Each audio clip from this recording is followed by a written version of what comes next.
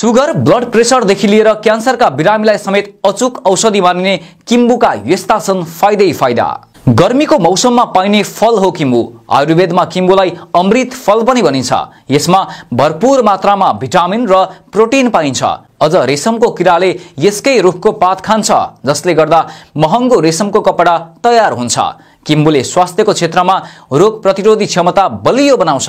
यसका साथै यसले छाला सम्बन्धी समस्या र क्यान्सर जस्ता रोगबाट पनि टाढा राख्न मद्दत गर्छ। आखिर किम्बुको सेवनले हामीलाई के फाइदा गर्छ त? नम्बर 1, गर्मीमा लुबाट जोगाउँछ। किम्बुको प्रभाव चिसो हुन्छ, जसका कारण यसले गर्मीमा लुबाट जोगाउँछ।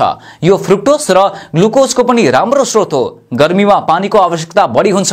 यो फलमा करिब 91% पानी हुन्छ। गर्मी मौसममा दैनिक किम्बु खानु फाइदाजनक मानिन्छ।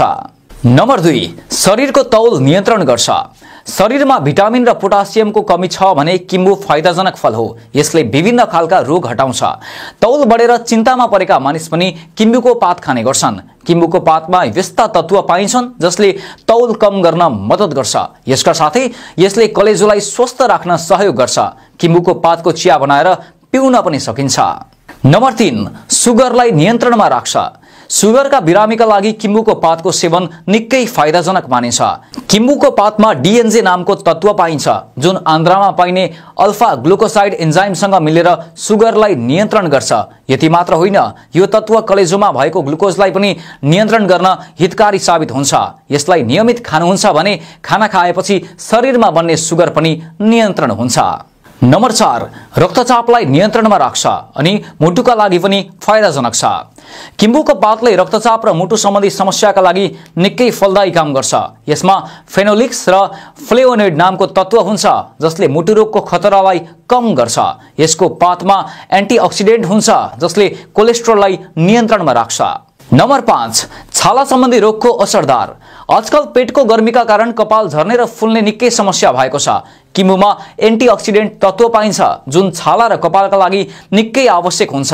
यसले छालाको रुखोपनाबाट जोगाउँछ र कपाललाई आफ्नो प्राकृतिक रङ यथावत राख्न मद्दत गर्छ।